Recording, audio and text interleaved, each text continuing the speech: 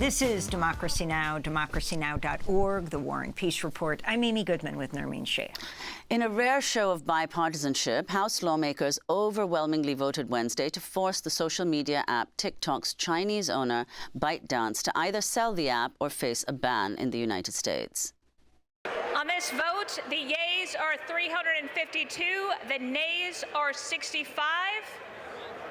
One present, 2/3 being in the affirmative. The rules are suspended. The bill is passed. TikTok has more than 170 million users in the United States alone, the largest TikTok audience in the world. This is Congress member Raja Krishnamoorthi. But first, Republican Mike Gallagher. TikTok is a threat to our national security because it is owned by ByteDance, which does the bidding of the Chinese Communist Party. This bill therefore forces TikTok to break up with the Chinese Communist Party. It does not apply to American companies. Unfortunately, when TikTok has appeared before Congress, whether it's before the House Energy and Commerce Committee or otherwise, it has not been candid, my friends. It has not been candid. First, TikTok said its data is not accessible to China-based ByteDance employees. False. China-based employees routinely access this data. The Democratic Congress member Raja Krishnamoorthi. This is House Minority Leader Hakeem Jeffries. I don't support a ban on TikTok. The legislation did not ban TikTok. It's simply a divestiture of TikTok so that this social media platform can be owned by an American company that would protect the data and the privacy of the American consumer from malignant foreign interests like the Chinese Communist Party. Republican House Speaker Mike Johnson Wednesday said he'll, quote, push for the Senate to approve the bill, which President Joe Biden has said he would sign. But other Republicans oppose the bill. This is Georgia Congressmember Marjorie Taylor Greene. There are dangers that lie ahead in this. This is really about controlling Americans' data. And if we cared about Americans' data, then we would stop the sale of Americans' data universally, not just with China. Pretty banned in it. The bill is the greatest threat to TikTok since the Trump administration, when Trump tried to implement a TikTok crackdown that was struck down in the federal courts. But he did flip his position, Trump did last week, after he met with the billionaire investor, GOP megadonor Jeff Yass, who has a 15% stake in TikTok's parent company, has spent a fortune paying for lobbyists to preserve TikTok.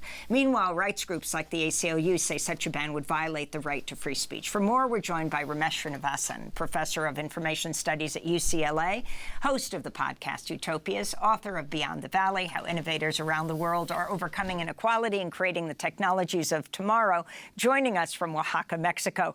Ramesh, thanks so much for being back with us. We only have a few minutes. You do not approve of this ban. Can you talk about your concerns with it?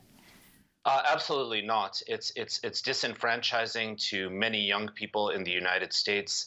It is alienating to them, and it is singling out TikTok and China without any evidence whatsoever that they are engaging in any nefarious or spying activity, or are any more extreme in their algorithms and their ways in which they polarize American users than any of the big tech companies, which we've discussed before. So it's absurd and it's theatrical for people like Mark Zuckerberg, et cetera, to be paraded in front of Congress multiple times and even publicly shamed, while the actual legislation that takes root is one that singles out TikTok primarily because it's a Chinese company and possibly because it's so prominent amongst Americans and young people in general in this country. And Ramesh, could you talk about how this fits into the way that other countries have responded to TikTok? India was the first one to ban it, and when India did, it had the highest number of TikTok users in the world. And the fact that so many European governments, the EU, Britain, and other countries, Australia as well, Canada, have placed severe restrictions on the use of TikTok on their private mobile devices. Have they done the same thing for Facebook or Twitter, now X? I mean, in the Indian case, it seemed to play directly to geopolitical tensions with China. China is being set up, as you all report all the time, as some sort of antagonist, a sort of folly for whatever actions the state would wish to take at this point. That does nothing good to deal with the real issues. If we look at most abuses that big tech corporations and specifically social media platforms have laid upon the world, we're primarily talking about companies like Facebook, Google, and so on. So there's really little to no evidence of this. It's incredible that that a bipartisan group of lawmakers would want to take a major instrument of free speech, but also of conversation and discussion, especially amongst young people who feel so, again, alienated and out of touch with the political apparatuses of the United States, to just sort of take them off the platform altogether. There's really no evidence to back that up. What we need is expansive, comprehensive digital rights legislation that really applies to every social media company and gives Americans power over their own data. You know, one of the things that Trump said, I mean, he switched his position after meeting with a billionaire TikTok investor, and so he's now against the ban. But he said, you know, it'll give more power to what he calls the enemy of the people, Facebook. But in fact, talk about that and how it then privileges U.S. and other companies, but they still can invade the privacy of people, sell off all of our data. And what exactly a privacy bill would look like that you, Professor Srinivasan, would approve of? Thank you for asking that question. So it's politically astute for Trump, and it's sort of such a strange and surreal world, as Mehdi Hasan was just discussing with you all, when we see sort of right-wingers take on I wouldn't really say anti-war positions, but more isolationist positions. Trump recognizes that younger people are on this platform, and he recognizes that now with more and more alienated young people that he could potentially gain their support.